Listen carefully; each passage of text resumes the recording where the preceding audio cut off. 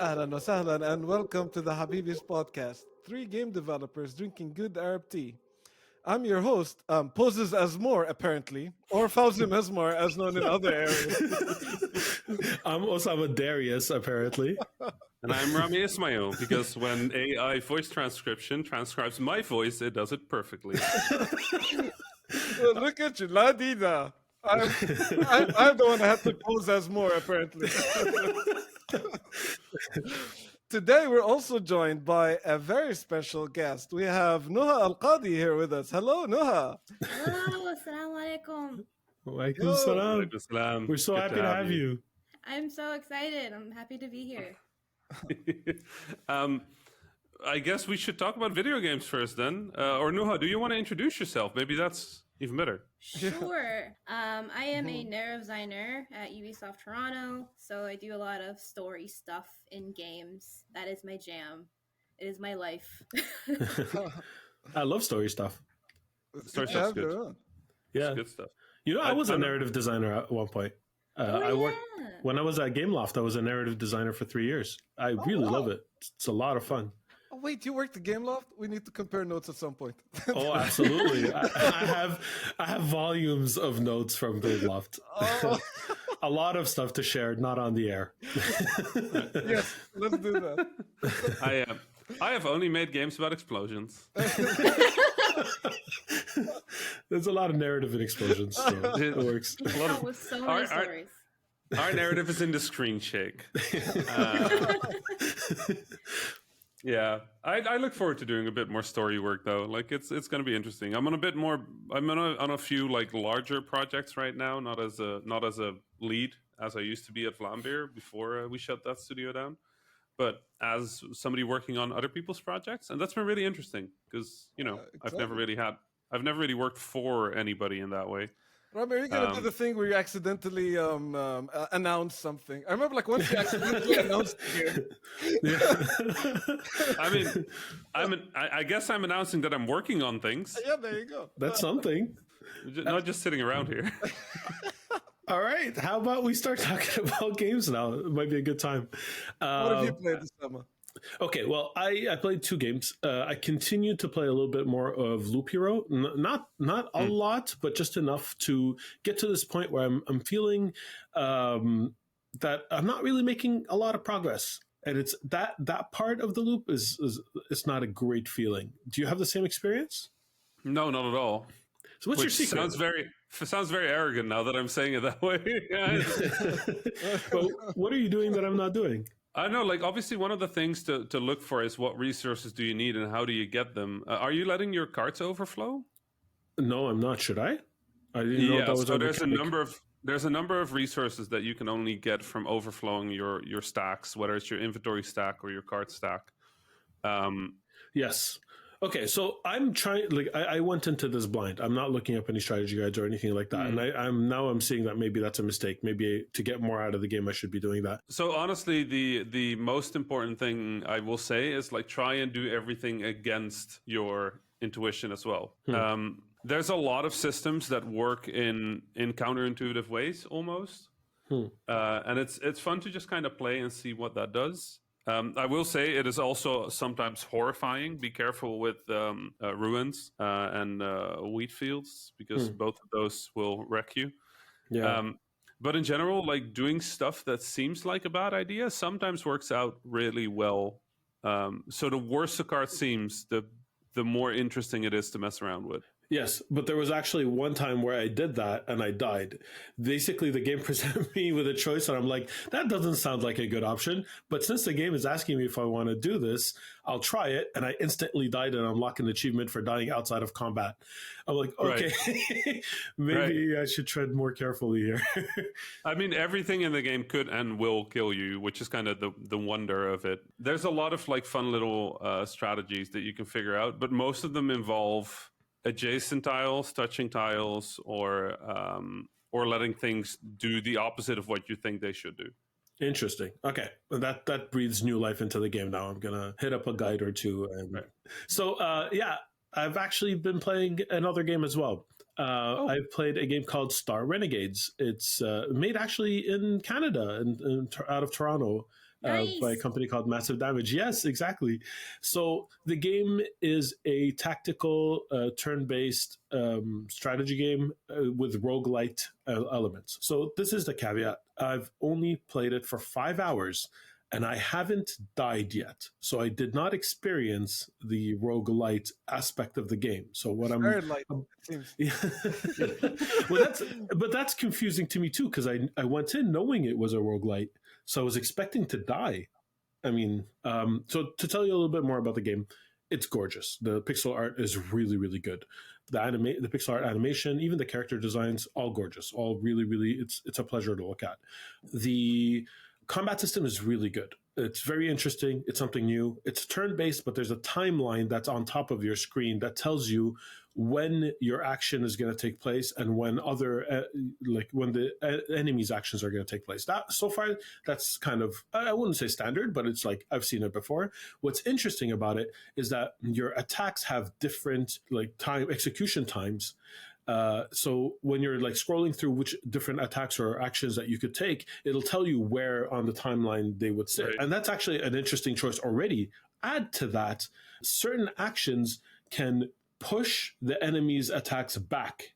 And if you push them back far enough on the timeline, you could cancel the action for that turn completely, right, which is really interesting. And the other thing added to that on top of it is that if you attack a unit that hasn't used their attack or action yet, you do critical damage. But the same is true of you. So if you're going to do one of those long wind-up attacks, any unit that attacks you between then will do critical damage on you. So the risk-reward is there, and it's heavy.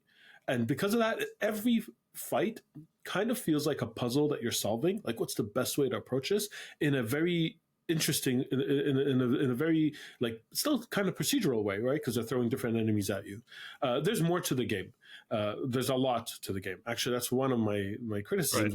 Right. Everything I just told you right now and more is explained to you in a set of pause screen tutorials in the first 45 minutes of the game, as well as all the exposition of the story all at once. So it's like the fun doesn't start for almost an hour. It's an hour of text. It's a shame because the rest of the game is actually really good. The combat was really fun once I figured out on my own how to do it. It's just, there would have been a better way to introduce that. And I fear that maybe they lost some players along the way who didn't have the patience to sit through that. Right. That's cool. Cool. No, what have you been playing?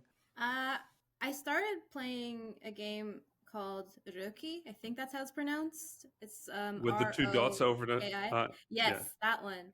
And it's really cute. It's a really cute adventure game, point and click in a way, but it uses the keypad, and it's based off of Scandinavian mythology and folklore. It's a very whimsical but also yet suspenseful game. It's really cute. It reminds me of if you guys watch the kids show on Netflix, Hilda. It's very much that. Mm-hmm. If you like Hilda, I think you'll like this game. How do you spell it? I'm having a hard time finding it. Roki, but the O has 2 dots on it. Since I'm Googling it right now, it'll come up with the game and also images of Rocky Balboa.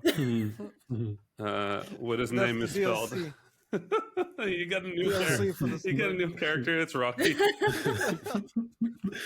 But what kind of game is it, Noah? Is it a adventure puzzle game? You have to find objects to solve puzzles with. And it's the story's cute. It also has some conflicts and stakes, but also you meet different monsters and characters, and it's very adorable and zen, and I was playing it, I just felt relaxed while playing it, even though it was a very impactful story happening. Mm-hmm. But the mood and the atmosphere is it's so nice. I just got lost in that game because, well, not lost literally, but lost in I was just so focused on the game. It's an interesting world, but I really like the art and I like the monster designs. This is interesting. I remember it now. So I saw someone streaming it the other day, and I didn't know what game it was, but it's really, really interesting.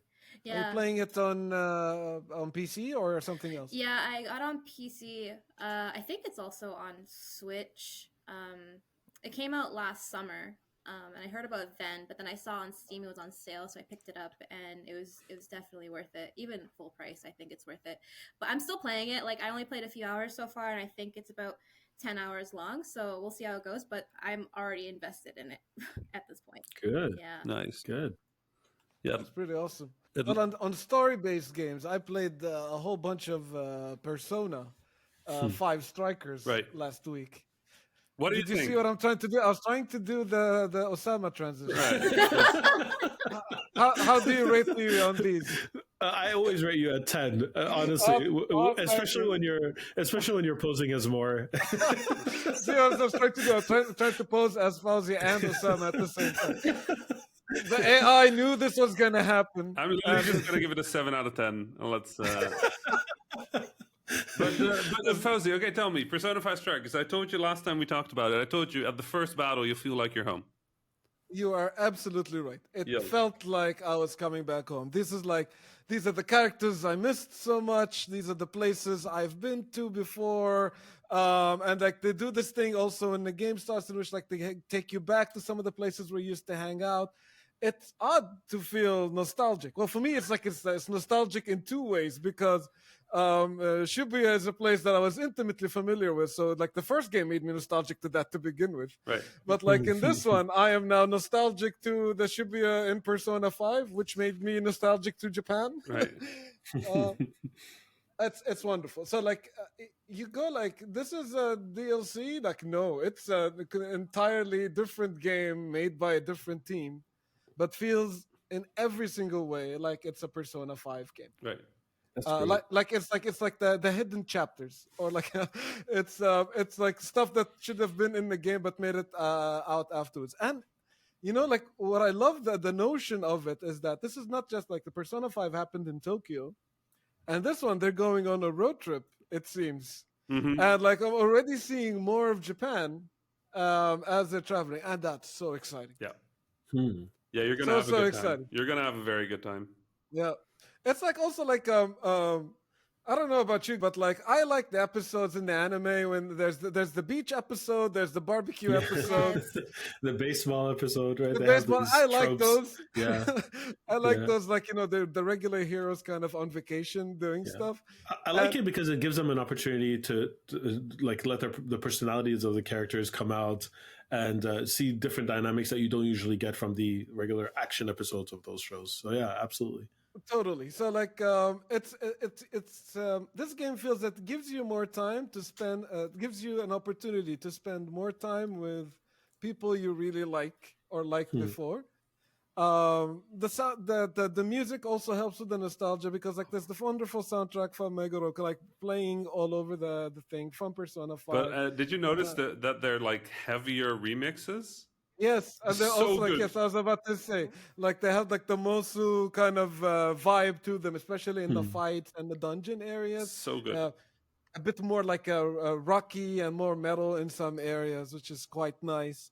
I love the new characters that they've added, like really cool and wacky, and a perfect fit to the rest of the oddball group. And it just oozes style. So like you can, like the menus, for example, they're completely remade in this one. But you know they are Persona style menus. They're like completely like oozes with charm and has a sense of attitude and style. The combat system, surprisingly, it's actually made me think because the combat system is not that complex. It's like you mash a bunch of buttons. There's strategy towards it, and there's a clever reuse of the elemental system that is in 5. They somehow made it work. Right. It's a completely new combat system, but somehow you go like, this is exactly like you said, Rami. It's exactly wasn't this how it worked before? Right. And like it was turn based. It's not action at all. But like they captured every single aspect of that system, and maintained its essence. And like really hats off to the design team there. Like some solid work. It really feels like a new game in the Persona 5 series. Yeah. And it's weird because there is no Persona 5 series. There's only the Yeah, Persona exactly. series. But this feels like it's just a spin-off series. And if they come with more stuff at this quality level, I'll play more Persona 5. So there's also the dancing game, the Right. Persona 5 dancing all night or something. Right. But I think, like, having the ability to spin so much spin-offs, and there's Persona 5 Royal. That's why I'm thinking franchise, because this is already like the fourth Persona 5 game. Right. Persona And 5 I think 4. it speaks a lot to how deep and rich the world they've built Right. with Persona 5. Like how like really fleshed out those characters are, how interesting the story and the world is. You might have a bit of an insight, Fauzi, but if I feel like a lot of Japanese games are doing this because I saw the same with Final Fantasy 15, right, which Yeah. just spun off in its entire own universe. Yeah. Like, It's I still remember this to this day. My manager in Atlas actually taught me this, and he's like, he said this sentence that really stuck with me. He was like, "I'm not only in the game making business, I'm in the IP making business." right. It's like when I'm making a new game, I am considering how I can create transmedia around this game. Right. And he's like, a game can sell, and you can make sales off the game. An IP is forever. Yeah. Absolutely. And That's very smart. and you can see that when Persona 3 came out, there was a full anime series. We had the manga coming out, and we had a motion picture, like a live action movie came out. And not just Japan, I think all of Asia at the time was just drowned with Persona 3 memorabilia, and it's kind of like building up on the IP rather than just building up on the game, which is fascinating. And you can see like they kind of still have that same mentality with Persona 5. Clearly, they keep adding stuff to it.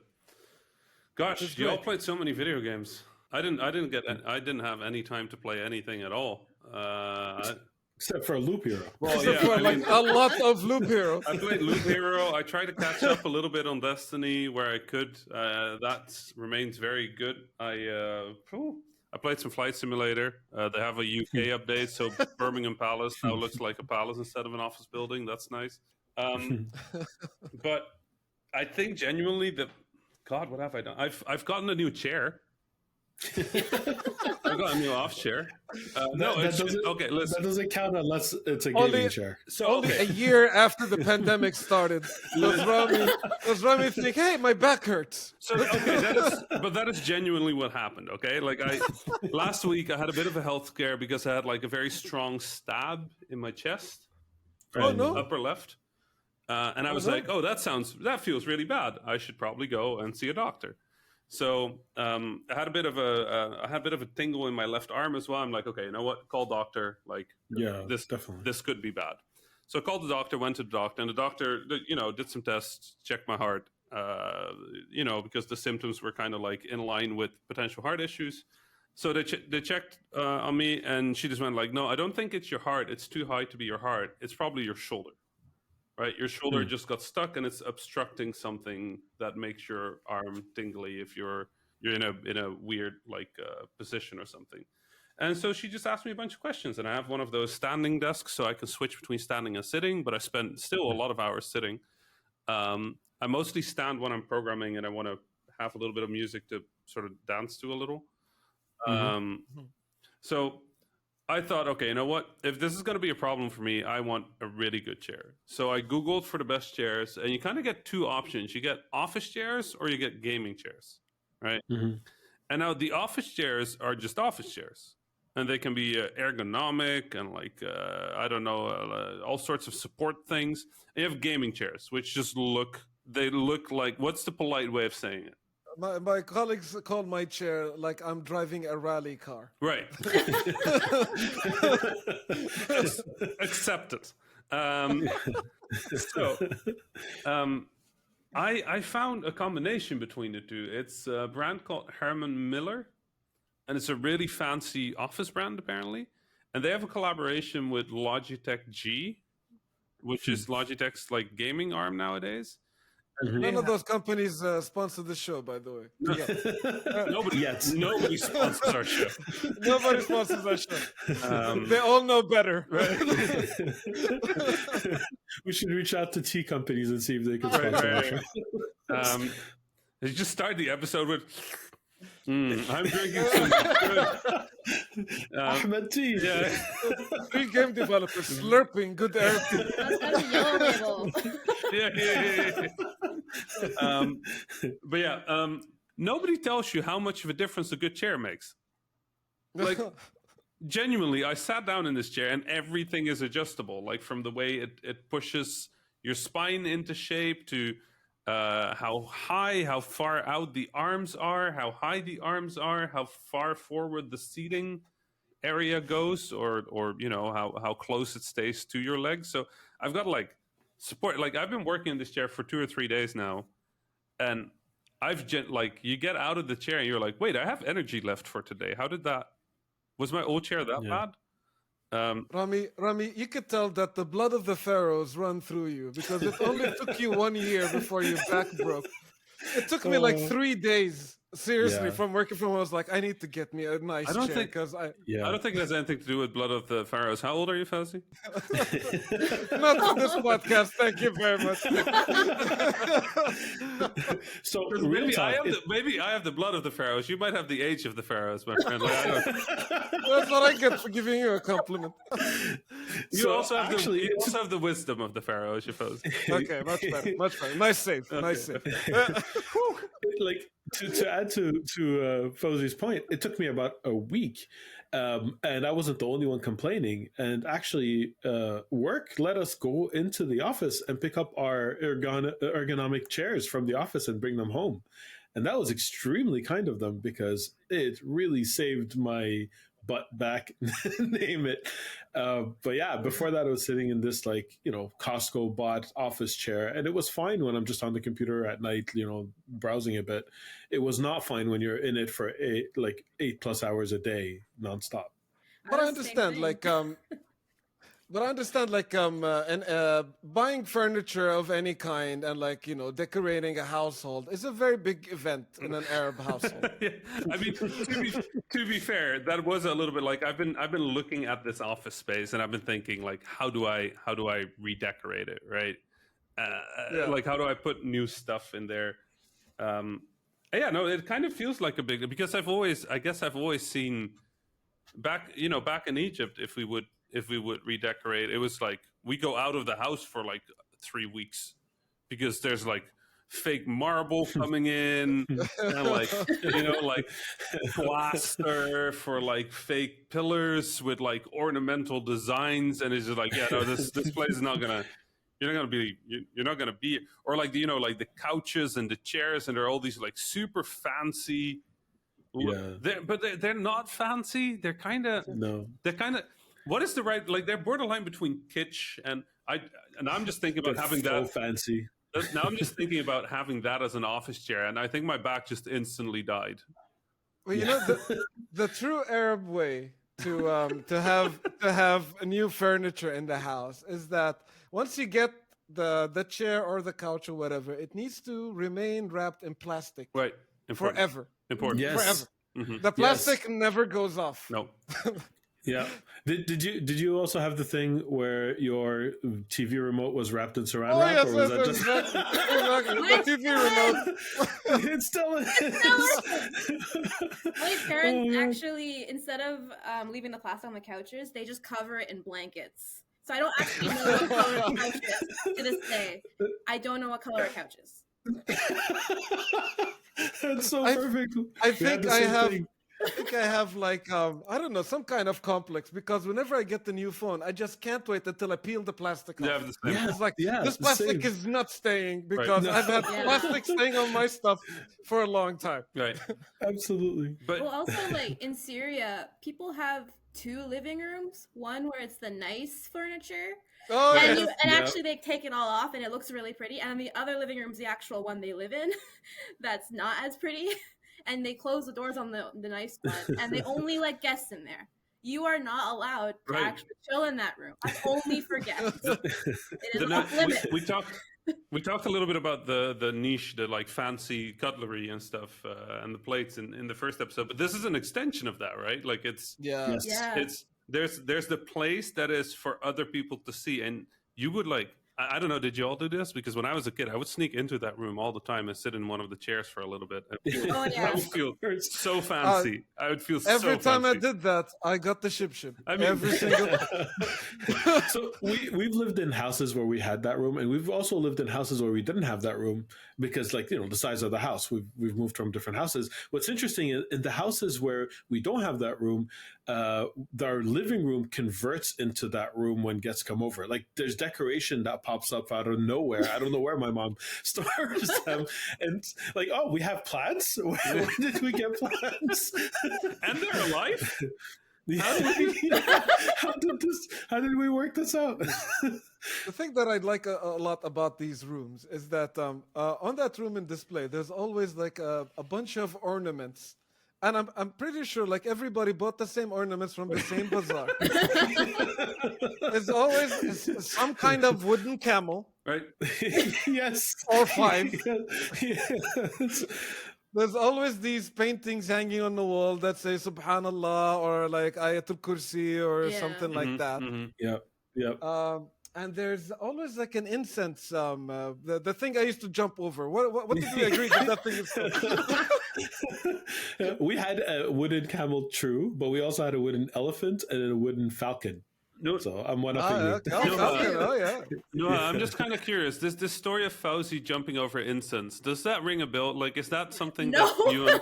Okay, so it's just genuinely my belief that Fauzi's friend have been making fun of him for like decades of his life, and he still hasn't figured it out because I found nobody who understands that story. Let me completely clarify that I never did it myself. I just heard. I will say it is enjoyable trying to think about how and imagine how that works. No, We need a video. We've been begging for Yeah. one for a while. I know what's gonna happen if I send you a video. So no. Fauzi, can you just make sure that if you do the video, you're doing it in front of a green screen? Just, you know, nothing. It'll save some editing Yeah, time. You know. save some work. No, but do you also have these hexagonal like little table things? Yeah, we do. Yeah. Right, the sort of Actually, super ornamental ones. yeah, a lot of the stuff like back in Syria, we brought some of it back with us in the 90s when we came to live in Canada.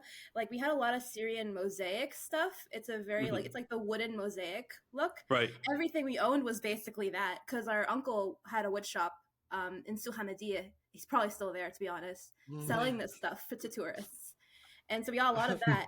And surprisingly enough, I did find a Syrian mosaic tissue box at a thrift store here for $4. And it's the exact same design as all the other things we have, so it could have been made Right. by the same person. Or Wow. like from Would the it- same suit. It was crazy. And they were selling it for like $4. That could sell for hundreds of Wow. dollars on eBay. Right. I could probably Wow. get it for 50 cents. Right.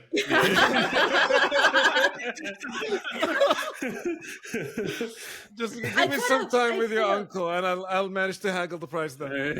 Oh, try haggling with your own uncle though. He'll give it for free, and you're just like, no, Good no, luck. we have to give you something. Yeah, no. We always used to have those little hexagonal tables, and they would always open up at the top, Yeah, and yeah. there would be this like sort of like red, sort of like soft material inside, and then stuff would be in there. I always thought that they were sort of like secrets, so I'd always like see if something was hidden in there, and it was usually like the remote control or something. In Wrapped plastic. in saran wrap. Right. Yeah. right. Double Yeah, protection. Did you guys ever like we used to have those like tiny wooden tables, but on the surface of them, I think they're similar to some tissue boxes that Noah was talking about. They'll have like very Yeah. shiny like shell material. It look like a shiny Yeah. Pokemon card. Right, And yeah. there's like all these like kind of shell kind of things. And there's sometimes chairs made out of the same material, like arabesque Mhm. Mhm. kind Yeah. of wooden structure. But I've never seen anyone sit on them. Like they're just like always in the room, like those wooden Right. arabesque chairs. But like nobody seems to sit on them, even when guests They're arrive. not comfortable. They just kind of look good. Yeah, exactly. Would you sit on them? I don't It's know. like something you admire, it seems, rather than you sit Yeah. on. Would It you- looks would like a you- throne. Right. but you're like the steward of Gondor, not the king of Gondor, so you don't get to sit on it. It's that kind of thing. Actually, now that I think about it, the only time I've seen people sit on them is for pictures at weddings. Like they kind of like, right? Do they bring the chair to the wedding? Is that what? Are you storing it in your house for weddings? Is that what happens? I don't. They happen frequently, so you know. Yeah. So would you because okay, so standard living room, right? Like you've got like the chair for the head of the house, which wrapped in plastic, right? Wrapped in plastic, and they have like one or two couches. Yeah. Covered in blankets. Right. then the TV, which is sort of like the heart of the house still in many ways. And then big carpet on the floor. The most colorful carpet you can think of. Right. Right. The colors of the carpet matches nothing. Right. No. And then the takif, the air conditioning is sort of like near the throne. Right. The head of the that's the living room, right? That's the normal living room, and there's like a small table, right? Yeah. Head of the house has supreme control over the remote control. Right. Right. You can submit requests, but they can easily get ignored. Right. And if they're leaning away from the table the remote is on, they will ask one of their children to bring the remote to them because now they have to lean forward, right? They have to be like, get on me. Even if their kid is in another room. Yeah. Get on me. Huh? Remote. It's right next to you, Dad. Yeah. No. I'm old. Grab the remote for me. And they have like their arms sticking out too, like waiting. Like you already extended the arm, you have to give it now. Right. Rami basically took a bus to come back to hand over his dad the remote. Okay, so that's the living room, right? And then there's like a little table for some drinks. Did you have large? You had large families, I think. At least Osama. Yes. Would you We're a also family of like 5. clear that room and just put newspapers on the ground for like big dinners or something? Yes. Okay. We actually, when we had 2 living rooms, one of our living rooms actually had, I don't know, like futons, like the couches without legs, like on the ground, you know what I mean? It's like cushions basically everywhere, all around the room. And that room was for when larger, like invites happened. So it was already set up. Newspapers was a thing, but we also had sufra, which was like actually a thing made for it. You just open it up. It's kind of like, it looks like a camping tarp, but not like fancier. And we just like opened it up and put all the food on the floor and invited people over. Yeah. Okay. One important item missing from the description of the living room is that there's always a photo, preferably in black and white, of a member from the family. Someone. Yeah. Like, sometimes I don't even recognize who that person is. Years ago. Oh, God. Yes. Shaking hands with somebody important. Right. It's every single household.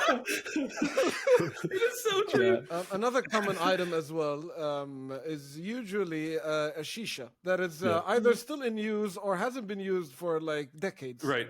But it's still there. Yeah. Like a decade of dust. It will taste like the 70s. Right. Probably still smells like the 70s too. And there's these things. I don't know what they're called in English, actually. Maybe you guys can help me out. They're like tiny little cloths. They're like white cloths. They're made out of crochet. Like and they're doilies? usually in the center of a table. right. And you put the stuff on top of them. However, when you're Doilies, right? serving stuff, you remove these things away. So I don't understand the purpose of these things. Right. It's not to put stuff on them. They're just in the middle of the table when there's nothing on the table. Yep, they're exactly that. I looked it up. They're called doilies. Doilies. That's what it is. Yeah, doilies. Yeah. And every single table had them, and they don't do anything. They don't protect the table, because they have holes in them. Like if anything spills, it's going straight to the table. And if you spill something on the doily, my mom used to lose it. She was like, "You ruined this thing." I was like, "I don't know what it does." That's what my mom puts on my PlayStation. I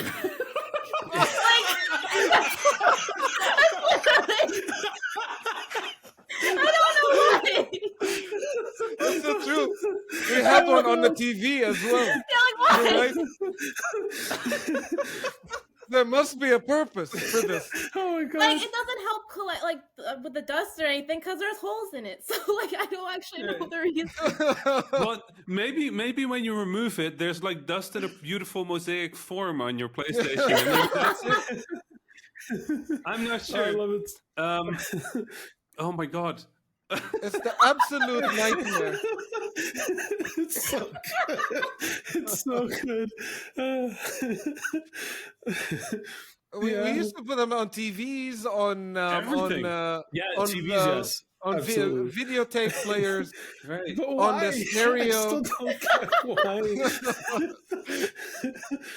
And okay. So that's the living room full of doilies.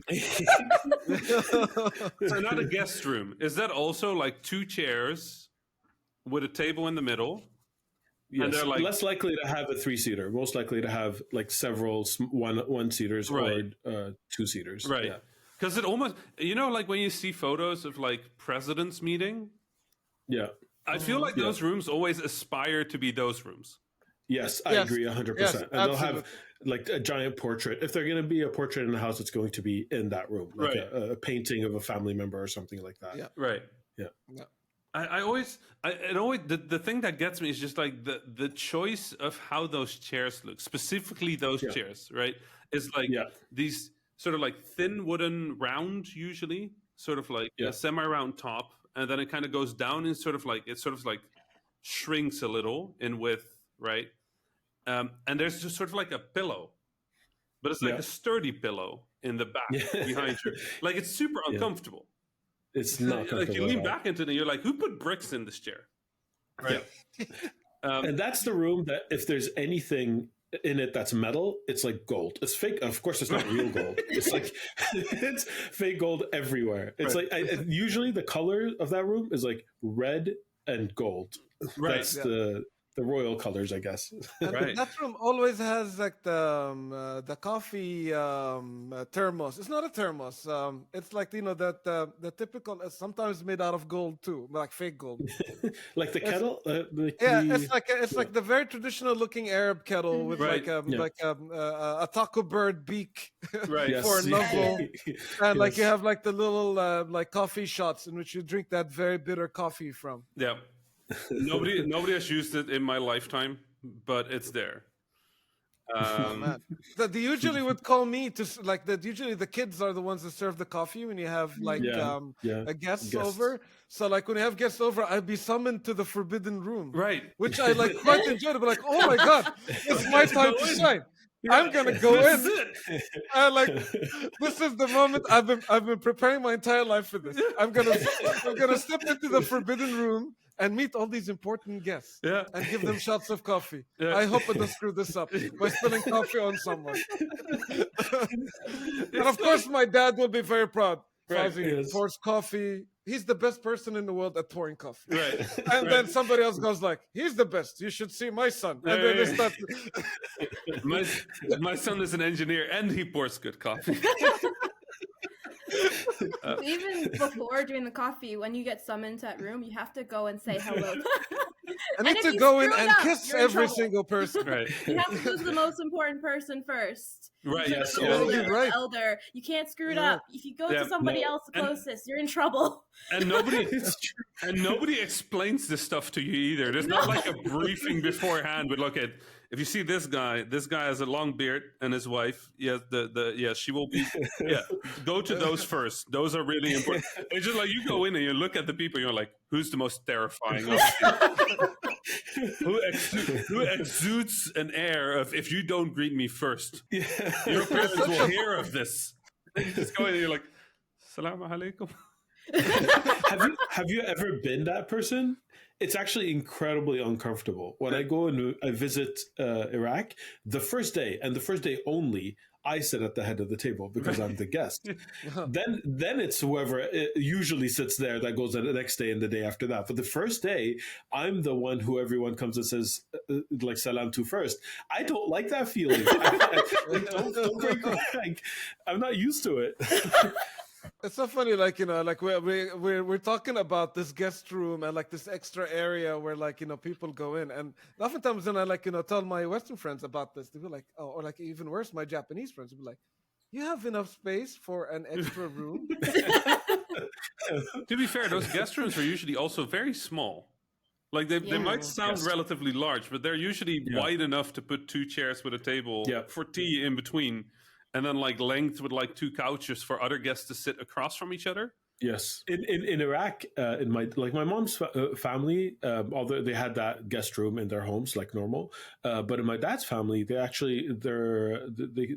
come more from a rural area. It's called Shamia, and in that area, the houses don't have their own guest rooms. They have a separate building between them because all the family lives very close to each other. It's called the Mudif, and it's like this building where the entire building is a guest house that's shared by everyone who's around it. That's actually where I slept when I went to visit them. It's a big hall with one closed off bedroom and a bathroom, and that's the entirety of the that's what the building is. We have something similar in Jordan. We call the Diwan, and it's usually every family that they will share, not like a small unit family, like the entire clan. They will share this Diwan, which is like this its own structure, a big house or a building with bathroom and amenities, and they use it for like weddings, funerals, exactly, big events. So it's like a clan kind of house. Yeah, it's like a community center, but like for the family, like a family center type thing. Yeah, that's a great way to describe it. Like my mom's family lived in Baghdad, so like they're straight up in the city. You're not going to be able to do that in the city, right? But in the country, generally families just like they have a huge plot of land, and then when someone gets married and needs their own house, you'll just build the house on that land, like, and you'll just expanding that way. So it's much easier to be like, okay, this plot between us, this is reserved. Nobody is going to live here because it's between us. We're just going to erect a giant building there. So right. Do they have one of the kids sit in that plot of land and then start parking cars there? Is that what happens? One more for you then. All right, the ceiling. Right. Yes. Are your ceilings also just with this sort of like plaster, just like these super intricate flower patterns? Yes. Like stuff like that on the ceiling, and then just like the most decorated lamp you can possibly think of for the. It's like you're like, where did thousands of crystals? Yeah. Why did how did this? And they're all glass, right? None of it is crystal. Yeah. So No, that's not crystal. No. Those ceiling patterns were always the most fascinating thing to me because it took me years to realize that is not in the Netherlands. You don't pay attention to ceilings as much, I guess. But like the ceilings in the West are all just like flat. You have a ceiling. Yeah. In the Arab world, it's a statement. Yeah, it's very elaborate. It's like you're going into a Greek temple of some sort. Yeah. You also have the fake plaster pillars everywhere. If there's space to put pillars. Yeah, but as well. Like we used to stay at my grandma's place when we used to go visit in the summer, and then so eventually my parents bought an apartment, not the next door one, but the one next to that, and then that place was like, it felt like a temple. It was orange walls with pillars, and there was a carving in the wall to make it look like a mosque, but why? I don't know why. It was like they tried to decorate it, and it was all just orange, the brightest orange you can think of, and that's where we lived for the rest of the Wow. Oh no! It was like odd. Like they tried to make it look modern-ish. This was 2007, so I don't know. It was weird. No, growing up when I used to watch like some Syrian dramas, I'm not sure if you've ever seen a house like this, but like in the Syrian dramas, there's always like a courtyard that has a little fountain. Yeah, like, are you thinking like Bab al-Hara or something? Yeah, stuff like that. Yeah. Well, they have them in the homes that are older, and people still live there. Like they're thousands of years old. We walk by them. They're usually near Suhamadiya, I think. But we lived in Mahajirin, which is literally on a mountain. And these were like newer places compared to that. Newer meaning like 100 years old or something, not like 1,000 years old. 1,000 years old. But those courtyards are so pretty. They're so nice. That's actually a really important distinction to say that newer means 100 years old in the Middle East. There are restaurants in other parts of the world that have literally been standing for over 1,000 years. Yeah. It's like you walk somewhere in the West, and some building will say like Anno 1976, and I'm just like, that's embarrassing. Put that on the building when it's 100 years old. Not like, come on, not like 2 decades. Get out of here. Yeah, you can tell when a place is like, even like 100 years old, they don't have the door is not actually a door, it's just a hole in the wall. when you go Right, into the yep. building, and then everyone else Yep. has their own actually a door for once, but Right.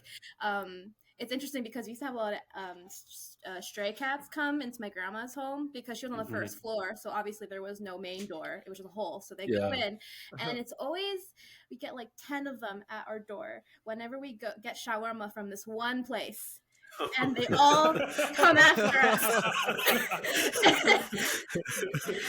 There's a shawarma place in Syria, in Damascus, called Rayan. It is very popular, and they only come when they smell that. My grandma will travel for 40 That's the minutes best to get that, endorsement. and the cats know it's good.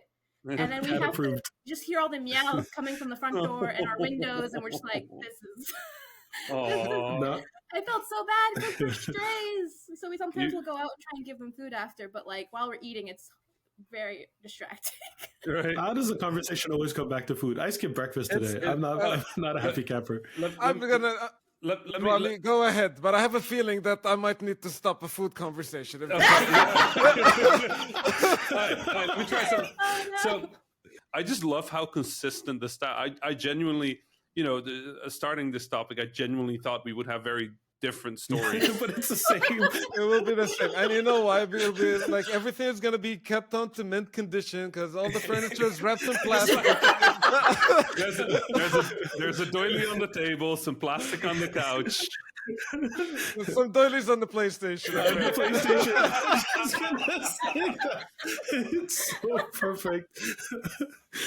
All right, it's time to put a doily on this podcast. How about this? Osama? That's an 11 out of 10. You win. Thank you. I love So, thank you, everybody, for joining us. This has been another episode of the Habibis podcast. Please follow us on Twitter. We are at @_Habibis. And Nuha, where can people find you? I am on Twitter. My handle is Nuha, Nuha, not Noah. Like the whole handle is called Nuha, not Noah. That's a story for another time. But I'm sure you can know what that means. I ramble. Put it in the show notes. All right. Thanks, everybody, for joining us. Salam. Salam. Salam.